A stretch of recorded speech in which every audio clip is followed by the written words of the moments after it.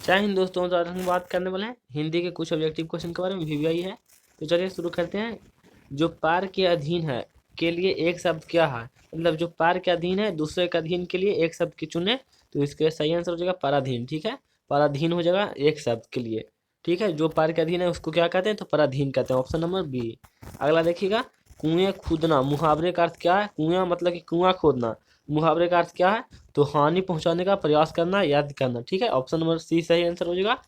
मतलब कुआं खोदना का अर्थ क्या होता है? मतलब हानि पहुंचाना। ठीक है, तीसरा नंबर देखिएगा, छा का उच्चारण स्थान क्या है? छा का, तो देखिए का हो जाएगा कांठ, काखा का ग में आंगा तगला कांठ हो जाएगा, और चाछा दादा वाला में तालू हो जाएगा। ठीक है, ऑप्शन नंबर बी। और टाठा दादा वाला में मुर्दा हो जाएगा, मूर्धा हो जाएगा, और ताथा दादा वाला में दांत हो जाएगा। ठीक है, तो आपका सही आंसर हो जाएगा तालू। छा का उच्चारण स्थान क्या? तो तालू है।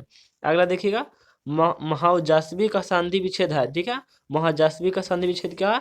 तो महाजोड़ ओजासवी है। ठीक है, ऑप्शन नंबर आपका ए सही आंसर हो जाएगा, महाजोड़ ओजासवी। अगला देखिएगा, 5वां नंबर क्वेश्चन।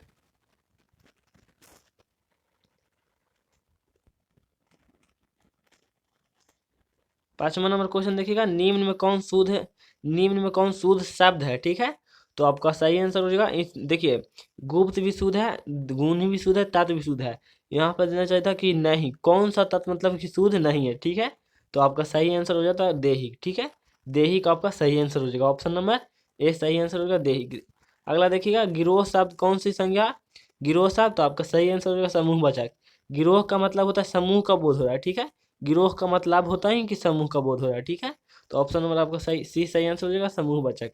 अगला देखिएगा, नारी शब्द है, तो नारी तो स्त्रीलिंग शब्द है, इसमें कोई दिक्कत नहीं होना चाहिए। ठीक है, तो नारी कैसी शब्द है? स्त्रीलिंग है। अगला देखिएगा, क्वेश्चन नंबर 8।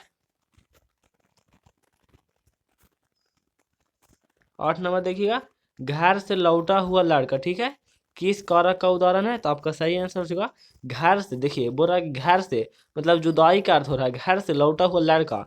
तो देखिए सम ये अधिकरण में क्या होता है? अधिकरण में पे पर होता है, समान क के की। और अपदान, अपदान कारक में क्या होता है? तो आपका सही, तो अपदान में होता है से, जुदाई के अर्थ में। ठीक है, अपदान से जुदाई के अर्थ में, असंप्रदान के लिए होता है। ठीक है, तो आपका सही आंसर हो जाएगा अपदान कारक, क्योंकि अपदान कारक में जुदाई होता है। ठीक है, अपदान से होता है, यानी कि ऑप्शन नंबर बी सही आंसर हो जाएगा। संप्रदान नहीं मरेगा क्योंकि इसमें के लिए होता है। ठीक है, ऑप्शन नंबर आपका बी सही आंसर हो जाएगा, अपदान कारक है। मतलब कि 8 नंबर क्वेश्चन का वी आंसर सही है। अगला देखिएगा, वे देखता है। ठीक है, वे देखता है किस काल का उदाहरण है? तो ये काफी आसान क्वेश्चन है। ठीक है, वह वे देखता है यानी वर्तमान में बोल रहा है। ठीक है, तो वर्तमान काल का उदाहरण है, ऑप्शन नंबर आपका ए सही आंसर हो जाएगा। अगला देखिएगा, विमुख शब्द में उपसर्ग है, तो विमुख शब्द में बी उपसर्ग है। ठीक है, साफा जना रहा है कि बी उपसर्ग है, विमुख शब्द में क्या उपसर्ग है? तो बी है। अगला देखिएगा, क्वेश्चन नंबर 11। भारतीय संविधान का निर्माता किसे कहा जाता है? तो यह भीमराव अम्बेडकर को कहा जाता है। ठीक है, भारतीय संविधान का जनक भीमराव अम्बेडकर को कहा जाता है। अगला देखिएगा, सेन साहब की पांचों लड़कियां कैसी थी? तो सुशील थी। ठीक है, सेन साहब में हिंदी का सवाल है। ठीक है, तो सेन साहब की पांचों लड़कियां कैसी थी? तो सुशील थी। ठीक है, आपका डी सही आंसर हो जाएगा। अगला देखिएगा, यूनान एवं रोम के संपूर्ण साहित्य से कई अधिक विशाल है। मतलब कि बोला यूनान के रोम एवं यूनान एवं रोम के संपूर्ण साहित्य से कई विशाल है। कौन विशाल है? तो संस्कृत भाषा और साहित्य। ठीक है, संस्कृत भाषा और साहित्य यूनान एवं रोम के संपूर्ण साहित्य से कई अधिक बड़ा विशाल है। ठीक है, तो आपका ऑप्शन नंबर ए हो जाएगा, संस्कृत भाषा और साहित्य। अगला नंबर देखिएगा, क्वेश्चन 14 नंबर, नाखून का बढ़ना किसका परिणाम है? ठीक है, तो नाखून का बढ़ना है मनुष्य की अन्य सहजात वृत्ति का। ठीक है, नाखून का बढ़ना किसका परिणाम है? तो मनुष्य की अन्य सहजात वृत्ति का। ठीक है, 15 नंबर देखिएगा, हिंदी तथा इसकी विविध बोलियां किस लिपि से किस लिपि में लिखी जाती है? मतलब कि हिंदी कहाँ से लिया गया है? तो देवनागरी से। ठीक है, हिंदी हिंदी लिपि को क्या कहते हैं? तो देवनागरी कहते हैं। ठीक है, हिंदी लिपि को क्या कहते हैं? देवनागरी, यानी कि ऑप्शन नंबर आपका सी सही आंसर हो जाएगा, देवनागरी। ठीक है, अगला देखिएगा, 16 नंबर क्वेश्चन, मित्र मिलन शीर्षक कहानी संग्रह किसकी रचना है? ठीक है, मित्र मिलन, तो मित्र मिलन मतलब कि मित्र मिलन है जो कि अमरकांत जी ने लिखे थे। ठीक है, अमरकांत, मित्र मिलन किसने लिखे थे? तो अमरकांत जी ने लिखे थे। ऑप्शन नंबर आपका डी सही आंसर हो जाएगा। अगला देखिएगा, लेखा की पत्नी रिश्तेदार लेखा के पत्नी के रिश्तेदार किस दिन आए थे? तो यह बहादुर वाला कहानी के बारे में बात करा, तो रविवार को आए थे, ठीक है। लेखा के पत्नी के रिश्तेदार रविवार को आए थे, ठीक है।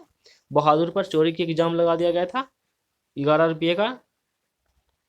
अगला देखिएगा, लेखक रामविलास शर्मा कब तक मतलब कि कब से कब तक भारतीय प्रगतिशील लेखक संघ के महामंत्री रहे थे? तो 1949 ईस्वी से 1953 ईस्वी तक, ठीक है। मतलब कि लेखक रामविलास शर्मा कब से मतलब 1949 ईस्वी से 1953 ईस्वी तक भारतीय प्रगतिशील लेखक संघ के महामंत्री रहे थे, ठीक है, रामविलास शर्मा। अगला देखिएगा 19 नंबर क्वेश्चन, द्वंद्वात्मक भौतिकवाद मनुष्य की चेतना को आर्थिक संबंधों से प्रभावित मानते हुए उसकी सापेक्ष पराधीनता स्वीकार करता है। यह पंक्ति किस शीर्षक पाठ से ली गई है? तो आपका सही आंसर हो जाएगा परंपरा का मूल्यांकन से लिया गया, ठीक है।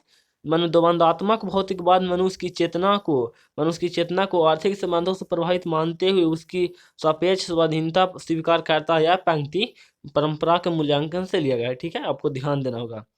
अगला देखिएगा, नेपाल में बिरजू महाराज के एक रिश्तेदार थे जिनका नाम क्या था? तो झुम्मक लाल नाम था, ठीक है। यहाँ पे देखिए बहुत सारे लड़का मतलब लड़के गलती करते हैं कि ठुम्मक लाल मारते हैं, लेकिन नहीं, आपको ध्यान देना है कि झुम्मक लाल थे, ठीक है, झुम्मक लाल थे। नेपाल में बिरजू महाराज के रिश्तेदार जिनका नाम झुम्मक लाल था, ठीक है। अगला देखिएगा, ईश्वर पेटलीकर, ठीक है, ईश्वर पेटलीकर कहाँ के लोकप्रिय कथाकार थे? तो गुजरात के थे, ठीक है।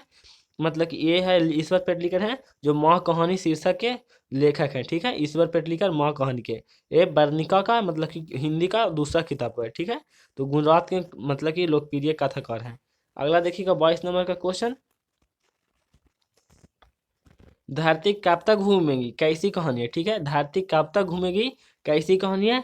तो मतलब कि अब यह कहानी सामाजिक है, ठीक है। धरती कभी मतलब कि समाज में घटता ही घटता है। तो धरती कब तक घूमेगी कैसी कहानी है? तो सामाजिक है। अगर पूछता कि धरती कब तक घूमेगी कौन भाषा क्या है? तो राजस्थानी हो जाता है, ठीक है। क्या हो जाता है? राजस्थानी भाषा हो जाता है। अगला देखिएगा मतलब कि 23 नंबर क्वेश्चन, अगले दिन सीता ने क्या किया? मतलब कि यह देखिए, धरती कब तक घूमेगी की कहानी वाला है। अगले दिन सीता क्या किया? तो मतलब उसको इतना मतलब घुटन महसूस हुआ ना सीता को, कि लगा कि उसको घर छोड़ दी, मतलब कि घर छोड़ने की मतलब कि घर छोड़ने पर मजबूर हो गई, ठीक है। तो ऑप्शन नंबर आपका ये सही आंसर हो जाएगा, घर छोड़ दी, ठीक ठीक है। ऑप्शन नंबर ये सही आंसर हो जाएगा, अगले दिन सीता ने घर छोड़ दी थी, ठीक है। 24 नंबर देखिएगा, पपाती बेहोश क्यों हो गई थी? पपाती बेहोश क्यों हो गई थी? तो तेज बुखार के कारण हो गई थी, ठीक है, तेज बुखार के कारण हुई थी। ऑप्शन नंबर आपका सी सही आंसर हो जाएगा। 25 नंबर देखिएगा, मांगू कब से पागल थी? ये मांगू वाला बात कर रहा है, मांगू कब से पागल थी? तो मांगू जन्म से ही पागल थी, ठीक है। मांगू का उम्र कितना था? तो लगभग 12 वर्ष था। और पपाती का भी उम्र लगभग 12 वर्ष ही था, ठीक है। पपाती का भी उम्र लगभग 12 वर्ष ही था। तो आज के लिए इतना ही, मिलेंगे कभी और, तब तक के लिए जय हिंद।